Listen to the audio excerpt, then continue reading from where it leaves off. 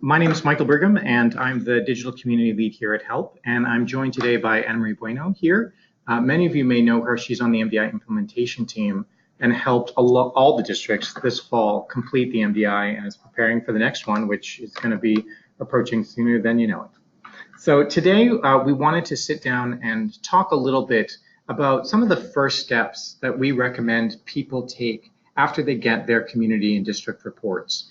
And so we find that this information will be most helpful for those districts that are participating for the first time this year, or potentially for staff members on your team who aren't as familiar with the MDI, but are eager to start digging into the data that's now publicly available.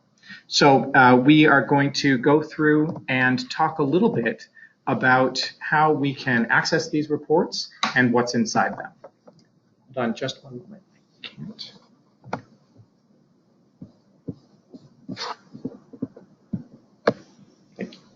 So just a couple of technical items up front. If this is your first time using GoToWebinar, if you're not familiar with all the pieces involved, then this is the screen that you're probably looking at right now. We just wanted to let you know that these are a couple of functions that you have access to as an audience member. If you want to mute yourself or unmute yourself, if you want to raise your hand or type a question, please do feel free to type questions in that box and send them to us throughout the presentation. We will be monitoring it, and that way we can get to it even quicker. And if you're having any issues with the sound and you think it might be on your end, you can also call in on a telephone using the number that's displayed here on your screen rather than using the computer audio. Okay, ready to go? So, like I said, today we're going to talk a little bit about what these district and community reports are and how you can access them, and then recommend our first steps for digging into the material. We also have a couple of suggestions that we want to pass on to you about sharing and the types of audiences and methods that you might use. And then we have a special guest here today, Gail Markin, who's from School District 35 in Langley. And she's joining us as sort of a semi-new-ish person to the MDI. Langley participated in 2016 for the first time and just did 2018 for the second time. And so as a district, they're still relatively new in the process of handling their MDI data, and we thought it would be really useful to get the perspective of someone who, like many of the new folks out there, is just really starting to dig into it for the first time. So Gail, like I said, she is part of Langley School District. She's a district counselor there and focuses a lot on health and wellness and helping build educator capacity to better support students. So we'll be bringing her on board in just a couple of minutes once we've got through the initial content about reports. So sit tight. So the 2018 school district and community reports are now publicly available. And in case you haven't accessed them yet, now is a great time to start taking a look at the website and do that here. You'll see the link here on the Early Learning website. That's HELP's main website here. And that's where you're going to find your reports for this year and all past years.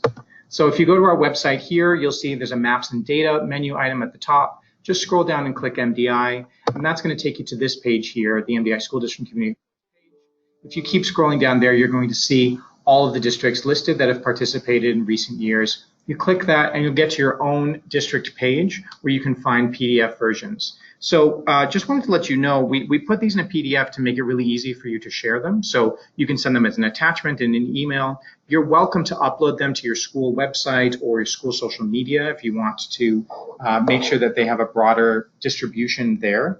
And you can also sort of cut and paste them quite easily. So just drag the types of data that you want into the presentation if you only want to present a subset, for example. So please feel free to just go hog wild and distribute these as widely as you'd like. You'll also notice on this page, however, that we have data slides. And so every year after we release the reports, we also produce a PowerPoint slide deck that includes the data visualization that you'll find in the report. We find that that makes it really easy if you want to do the presentation rather than having to cut and paste. You can find those slides ready made for you. But they do take a little bit longer for us to produce, so be looking for those in June. It's just going to take us a little bit longer. Right now your reports are there, the data slides are coming shortly. So now that you have access to your report, it makes sense for us to take a look at what's inside.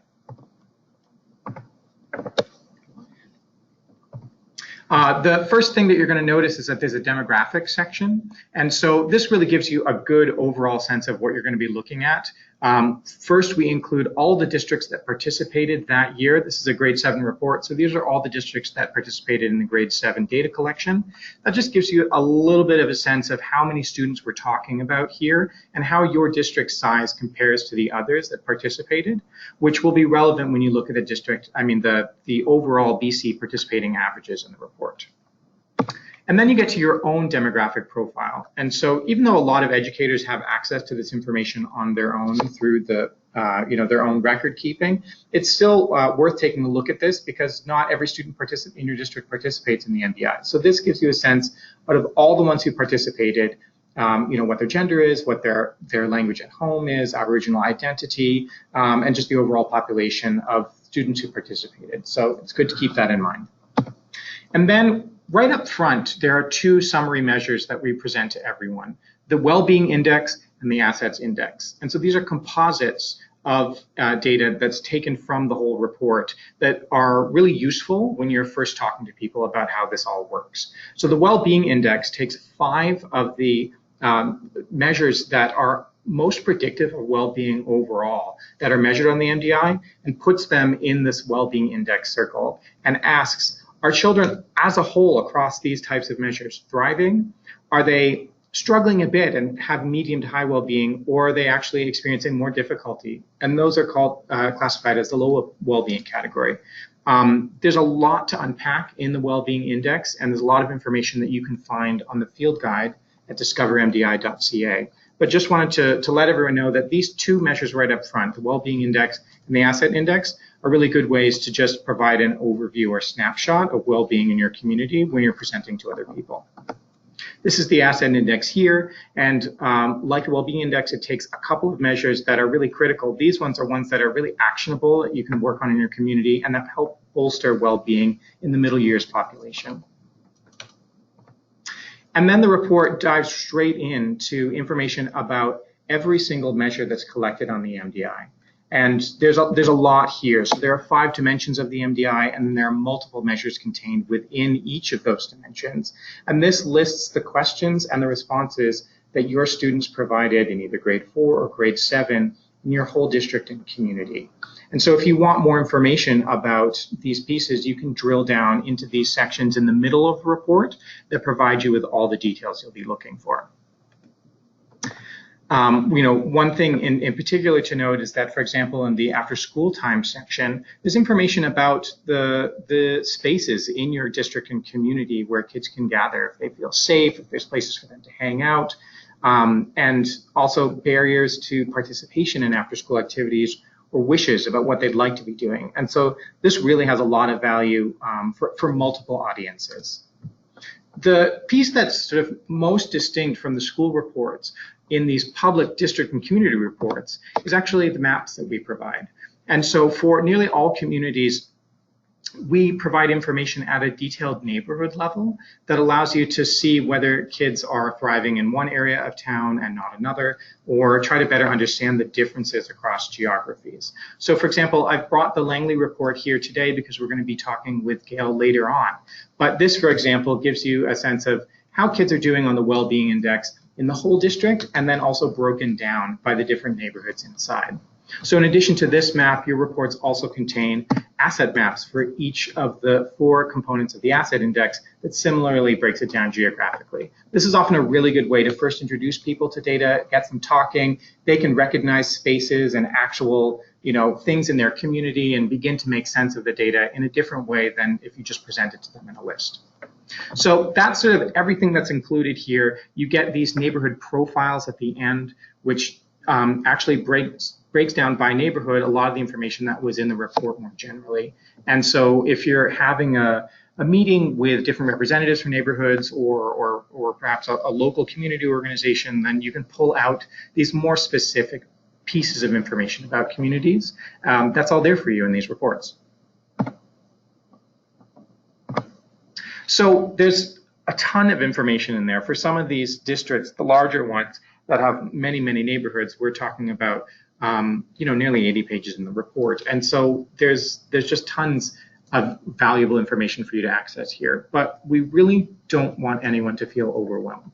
And so our recommendation today is to just take a look at some of the first steps that you, as our sort of MDI trainer network, people who want access to this information and want to do good in their schools and community, how do you start? So our first recommendation is to sit down as an individual in pairs or a really small group and just try to absorb the information itself. Before you go and plan a presentation to teachers or to local government staff or work with students with the data, just take a moment and absorb what's in the report and observe your own reactions to it as well. So there's sort of two different approaches to this kind of initial processing of the information that we like to suggest to people. The first is sort of a more exploratory or grazing approach. Here, you're not coming with any particular idea in mind about what you're looking for. You're just letting the information speak to you as you sort of sift through it for the first time. And this is something that we really, really recommend for districts that are new to the MDI so that you can just sort of see what comes up through this process. So this exploratory and grazing approach asks what strikes you when you look through the data. If there's anything in particular that surprises you, you were expecting something to be stronger or weaker, and it turns out it isn't. We also really try to keep a strength-based approach here, so not going straight to the negative, but asking what might make you proud or hopeful in the data that you see here. And just to let you know, on the Discover MDI Field Guide, we actually have an Exploring Data worksheet that you can access. And this just provides some questions that you can go through as you're looking through the report to stimulate some of these types of thoughts. A second approach is a bit more targeted. So this is where you might actually have a question in mind. You are inquisitive and you're actually looking at the report for some very specific information.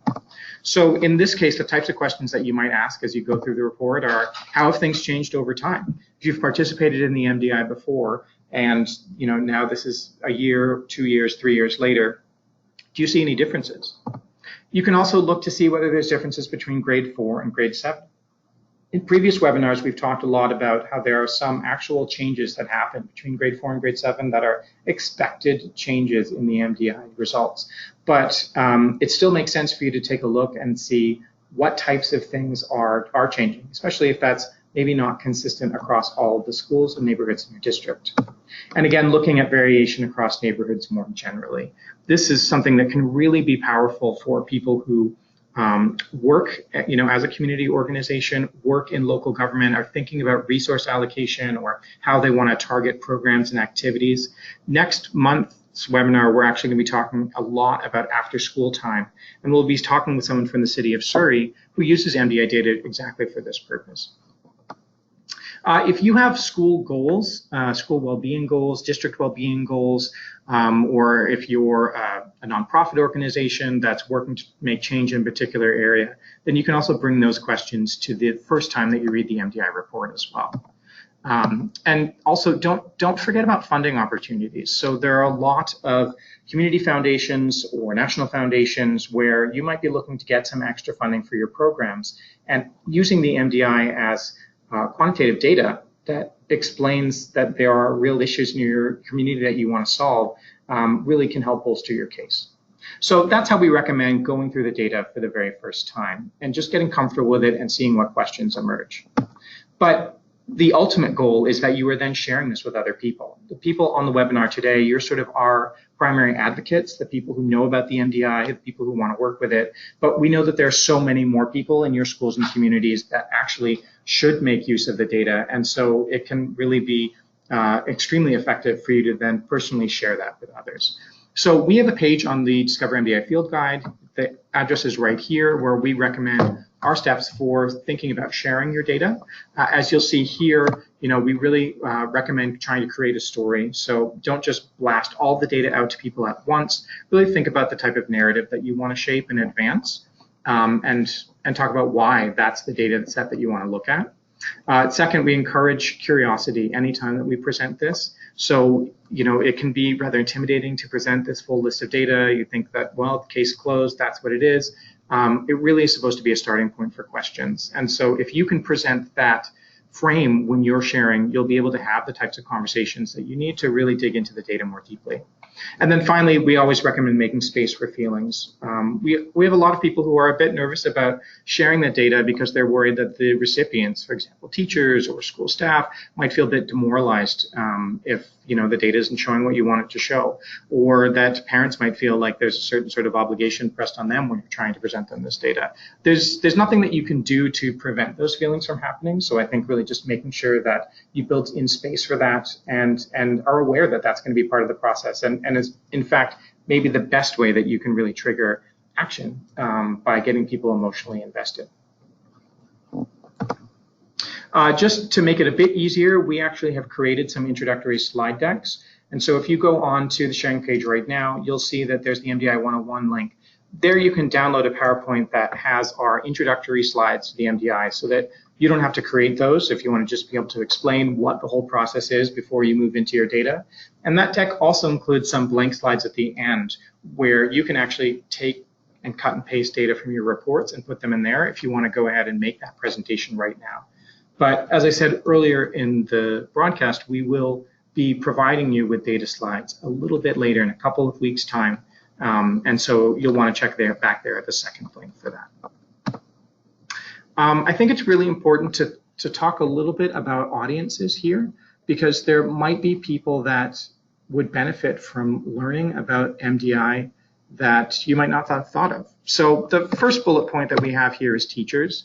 This is a refrain that our director, Kim Schoenert-Reichel, is going to continue to say at every presentation. It's really important to her, but making sure that the teachers themselves have access to the data, whether they read the entire report, whether you're presenting them with a selection, whether they just know that it's available at the time that is best suited to them. It's really important to make sure that they're engaged in this process because they're working with these kids on a daily basis. And so it's really, really helpful to make sure that they have access to this information. And not just the students who participated this year. So not just this year's grade 4 teachers, but really all the teachers in your elementary and secondary school can benefit from getting a better sense of where your kids are right now in time. School staff more broadly is really important. So Gail Markin, who we'll be talking to later on this webinar, is a counselor.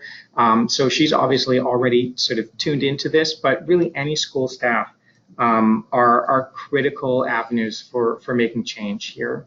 One of the pieces of the MDI is really thinking about the types of strong adult connections that students have with adults at school. And that doesn't have to just be a teacher. It can be anyone in the school environment. So making sure that everyone at school is aware that this data is here is really helpful.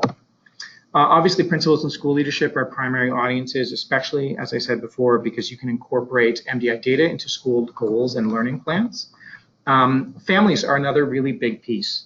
I think that, obviously, families and guardians are signing off on their students participating in the MDI, but that doesn't necessarily mean that they're aware that the data is available for them to take a look at.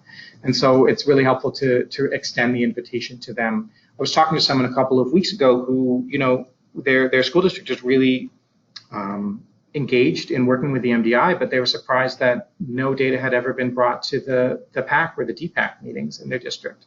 So make sure that they don't get forgotten in that process. And then students themselves, this is probably our biggest dream.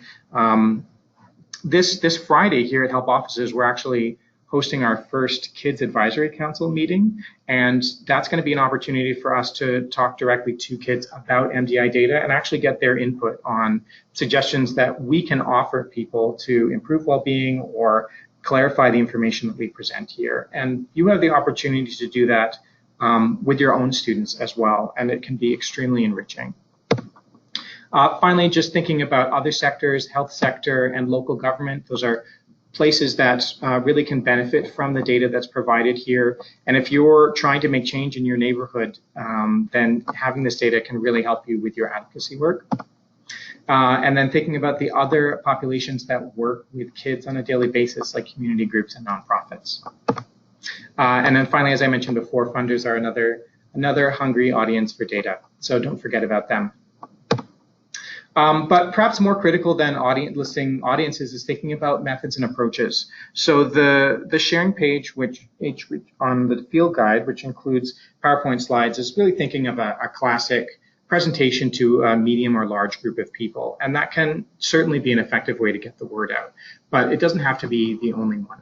So a couple of other ideas that we've heard and seen in use are the following. Thinking about just sending a copy of the report with a personal email to people that you want to take a look at it. You've had the opportunity to read through it, find the things that are most interesting to you. You can then send that to an email and ask people, really extend that personal invitation for them to participate in the data exploration process with you. Making the data visible is another crucial piece. We have here an example just from this morning of a workshop that was held in Burnaby, where all the data was presented on display for people to just wander and drink it in, take a look at it. This could be done for a special event. We've also heard of people putting it up in staff rooms or putting it up in the hallway of the school, so that any day someone who wants to learn a little bit more about this, just continual exposure to the data. Connecting your data directly with the plan. So if you are having a meeting about building your school plan, or you're part of a committee that's working to improve access to after-school activities in your neighborhood, those are venues where it makes sense for you to bring this data and share it with people. And then finally, we have some interactive workshop activities that we just piloted earlier this year. We talked a little bit about them during our April webinar.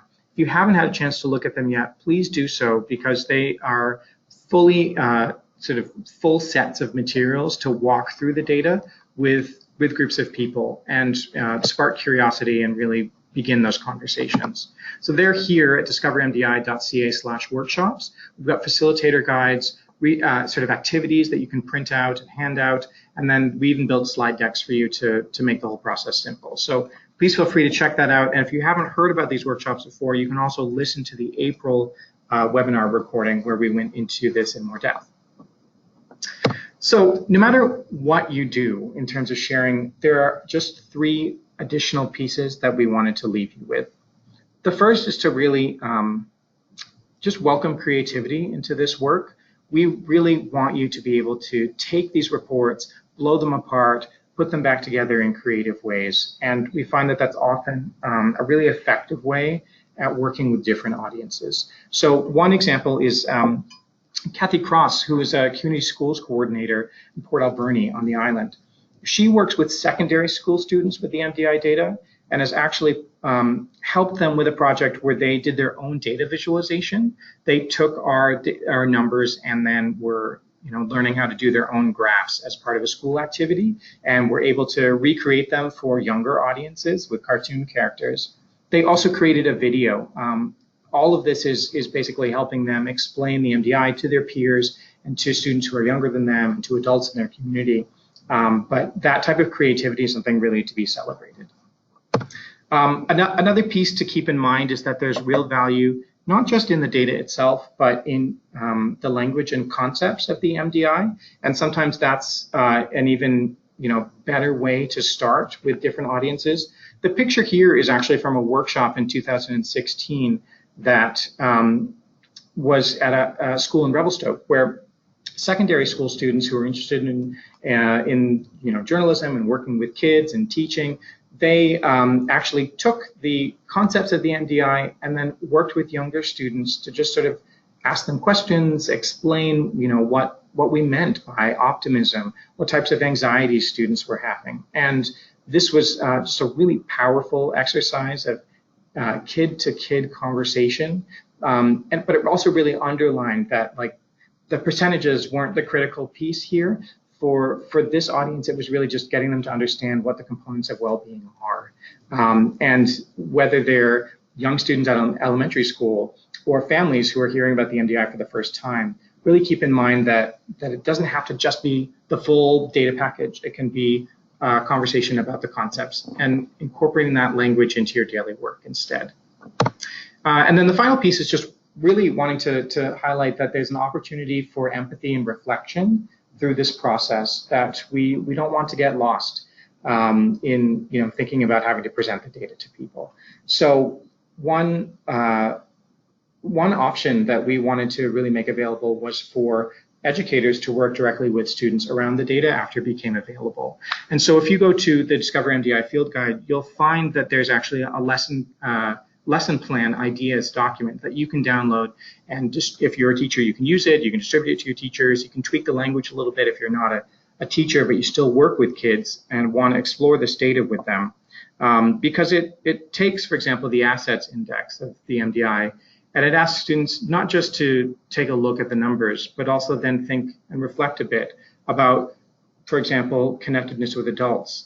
What types of things are already happening in the school that foster those relationships? And what types of things might they imagine creating or improving in their school in order for new students to be able to have better connections with adults in the school? I think there's a real opportunity here for secondary students, for example, to take a look at the 2018 MDI data for grade 7 students and imagine when these students enter into high school the next year or the following year, depending on how your school district is set up, who are they? What are their current anxieties?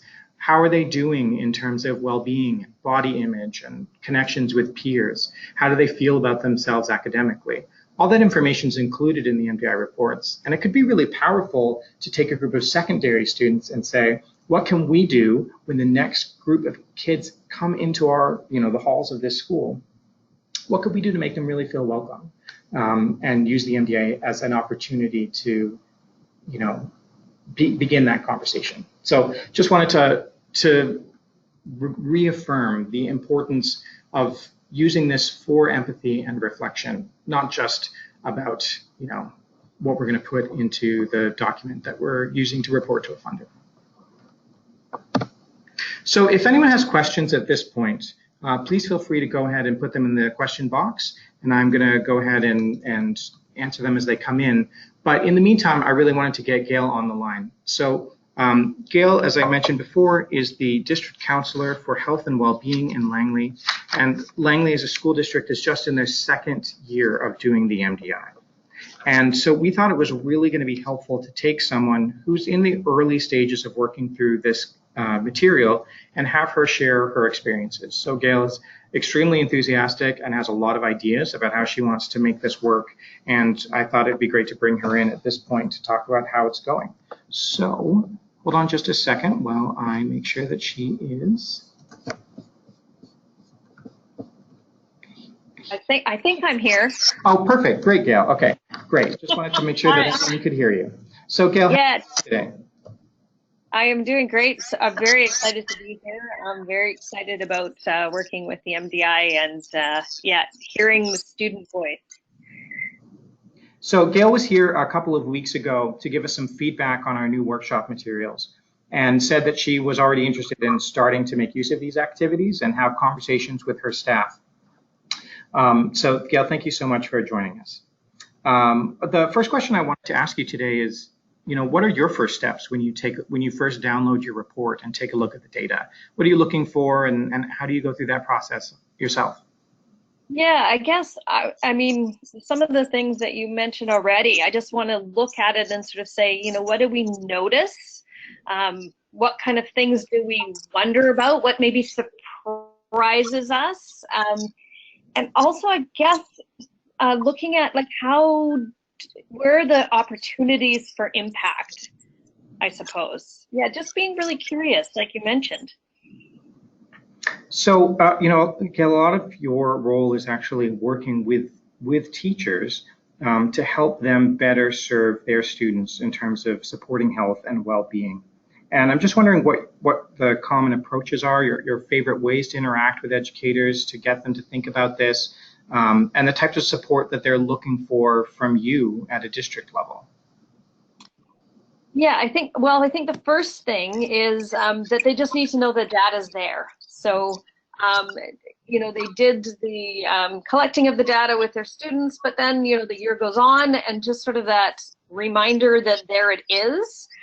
So that's the first part.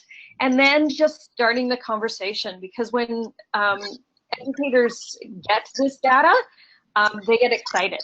So sort of providing that space and that opportunity for them to explore and be curious about it. And then all the support, some of the support that you guys provide, so that if they want to, you know, discuss it as a staff, they have the materials and sort of, that's one of the things I really loved about the going to the workshop and trying things out, is sort of getting a sense of how to interact with the data and what kind of, you know, ways we can start those conversations, because I think that's the key. When educators have that material and the opportunity and space to work with it, then they take it from there. They get excited about it. That's what we want to hear.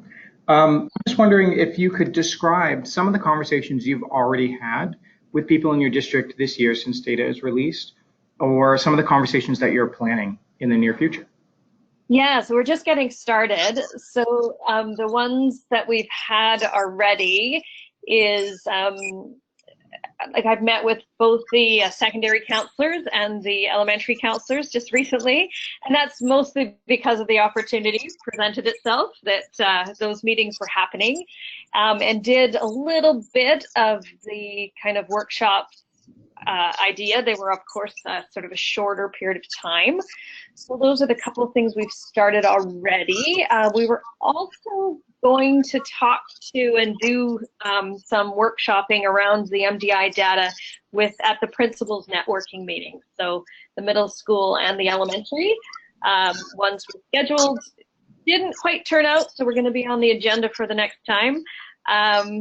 As well as the district teachers. The district teachers is coming up next week, and we thought that was a really good way because they can bring it into the schools. And sort of the idea of sort of spreading it out so lots of people have a chance to work with the data. But beyond that, I was at a meeting the other day with Fraser Health, and we're working a lot with our health authority around all of these sort of health areas and how to support the schools.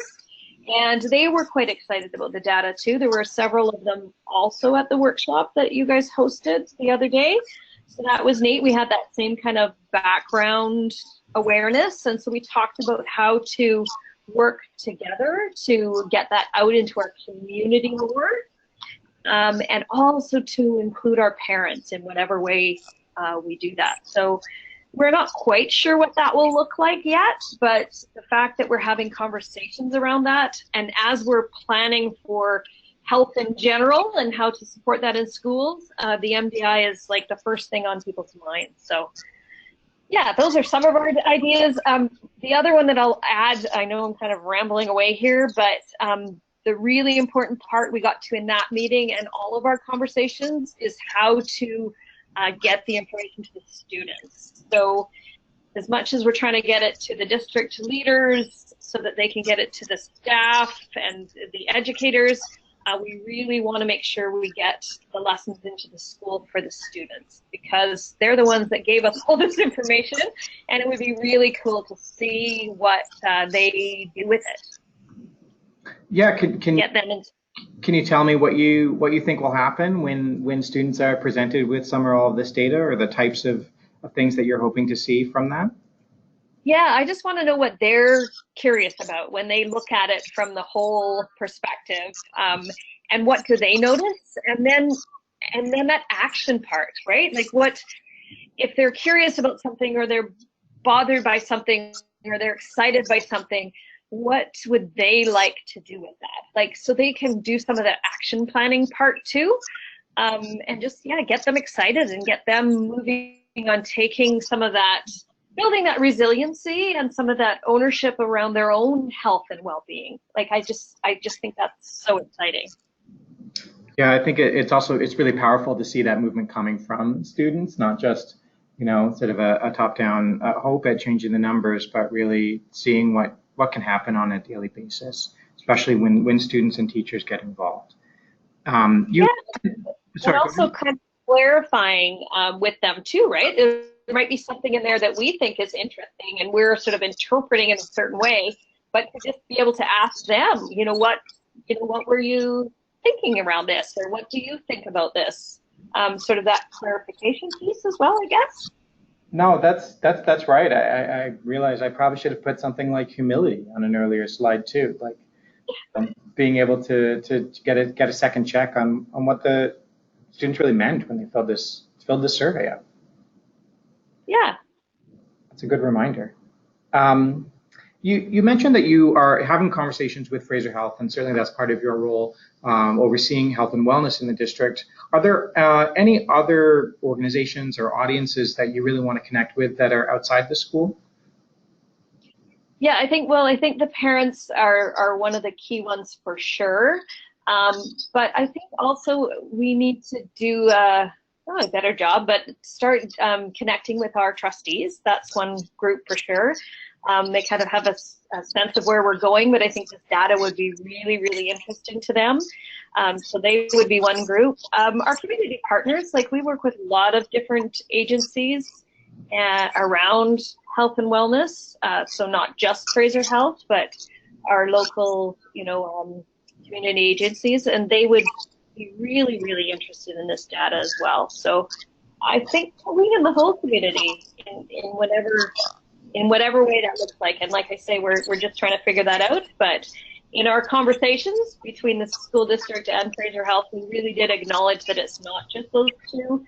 It really is a larger community conversation. If you, during those conversations, discover that there's some resources or just different ways that we could present the information or just have any feedback or lessons for us, really we encourage you to share that back with help. And this goes out not just to Gail, but anyone who's listening to this broadcast. The more that we can learn about what these conversations actually look like in your communities with the data, the better we can support you in having them. So yeah, please do keep us in the loop here. Yeah, absolutely. So, Gail, you've already mentioned a little bit about some of the things that you want to see in terms of making sure that the data gets into the hands of students and being able to connect more broadly with families. Are there any other dreams that you have, maybe not in the next 3 months, but over the next couple of years of working with MDI data and continuing to support well-being and social emotional learning in the district? Where do you see this going in your wildest dreams? I guess one of the things that I would really love is that it helps us kind of focus our work. There's so much out there and so much good and so many wonderful programs, ideas, and I think sometimes we can get excited about so many different things. And what I like about looking at this data and working with the data is that it can really focus on the places that we can have the most impact. And if we do that right, then we can have that more impact, I guess, and so that we can increase that student's well-being and therefore all the other wonderful things that go with it, right? Increase our student learning, all the other areas of success. Because if we can use that in a way that makes sense and actually fits with where we need those programs and where we need that focus, to me that's kind of the dream, right? So that we're not just sort of doing things sort of randomly here and there that we think would be good, although that's lovely too. But if we could really focus it, I think we have a better chance of making a lasting impact. Yeah, I mean, we certainly don't want to discount the value of experimentation, but you're right. Being able to put some muscle behind, one issue, one approach, build the whole community around that effort can deliver just incredible results. So yeah. I hope that that's what we get to see in Langley, and I'm really, really glad that you're sort of our champion on the ground helping make that happen. Oh, thank you. That's the plan. So I wanted to just open the floor up for questions for us here, the help team, or for Gail, because you might have them. We actually have already received one that I'm very excited about. Patricia in the audience asked if there are any suggestions that we have for public librarians who want to make use of this data in a meaningful way. I'm going to have to just admit right up front that I do not have a great list of them to run at you, but I can certainly start thinking about them. They are a fantastic audience to work with.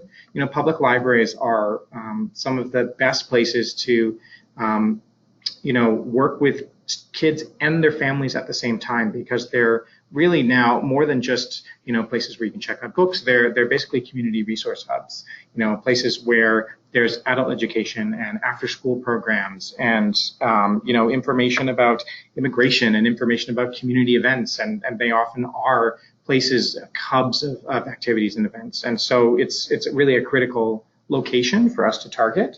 You know, off the top of my head, I can imagine, you know, one way might be if you have any sort of exhibit or display space in the library, to take, you know, one of the measures or one of the dimensions of the MDI for a month and present, you know, some community data there, and then perhaps run an experiment about ways that you could use the library space to improve that. So, you know, one great example would be thinking about adult connections that are outside school and home. That's one of the items that's measured on the MDI.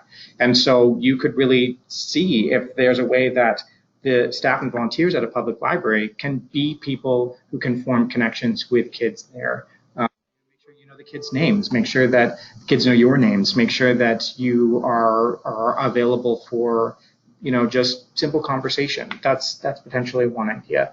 But really the possibilities are endless. There's opportunities to do education around nutrition and sleep, you know, just there's a lot of really good ideas. We will keep thinking about that, and we would love to, Patricia, if you're a librarian, we'd love to talk to you about any ideas that you have for this. Are there any other questions? Oh yeah, okay, so yeah, Glenda, you mentioned that there's the same possibility for recreation centers, and that is 100% true.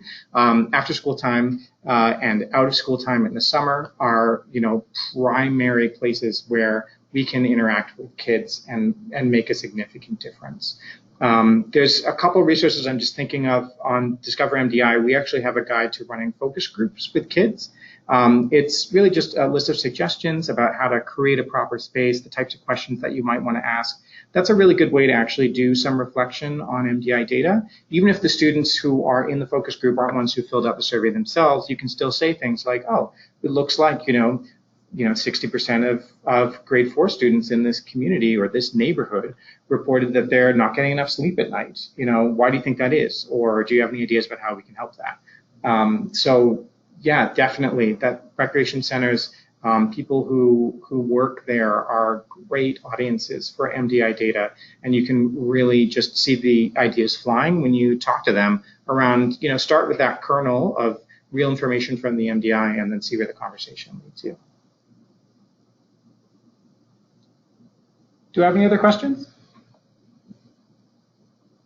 Oh, great. Look, thank you, Patricia. It turns out you are a librarian, so I definitely will want to get in touch with you and find out about your ideas. Because, yeah, the middle years in particular are a place where libraries can play a great role. So if no one has any other questions during this call, then I'm just going to continue with our last few slides and close. But please, if you have a shower thought tomorrow or something comes up next week, please do get in touch with us here at HELP, because we'd love to hear about what you are doing and provide support in any way we can.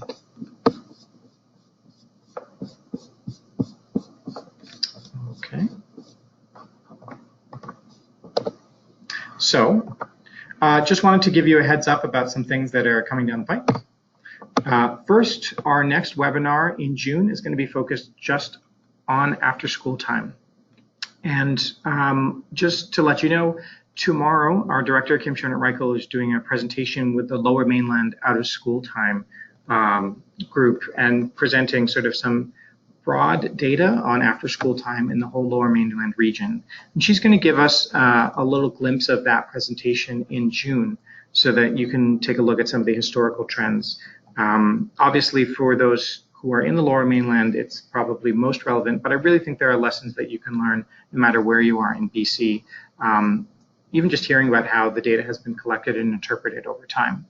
But we're also going to have a special guest there. So Daljeet Gadesha Gill from City of Surrey is going to be joining us because she's been using MDI data from the Lower Mainland for years now to think about ways that you can do resource allocation and support after-school activities for kids in Surrey. This will actually be the first year that Surrey itself has its own data, and so she's thrilled and really excited to make use of Surrey data and wants to talk about how she's bringing it into city planning, specifically around supporting kids after school. So that's June. Another thing that we wanted to give you a heads up on, we are going to be doing some program evaluation for the whole support network around MDI. So our initial conversations with you as we're starting data collection, the webinars that we have on a nearly monthly basis, and the digital resources that we've provided for you. We really want to know if they're working for you and if there's anything that's missing. And so we will be reaching out to the whole trainer network to try to get your feedback. And whenever that comes, we would love for you to open the email and answer a couple of questions so that we know how we're doing. And then finally, we have an MDI symposium this August. We've talked about this briefly before. It's all over our website, but I'm just going to plug it one more time. This is going to be a 2-day conference here in Vancouver, where we're going to be sharing more information about middle years generally and really pumping people up to make change. And so you can find that on our website here. It's on August 20th and 21st. We have a bunch of special guests. So if you can come to town and make it, we would love for you to join. If you have any questions about that or you want to RSVP, you can do so here at the link on the page. You'll find it quite easily just at our regular help website too. All right. So just want to thank you guys so much for joining us today, especially for being patient at the beginning when we had some technical issues with the audio. But it's always great to have you on board. And I really, really hope that you can go forward and share this information.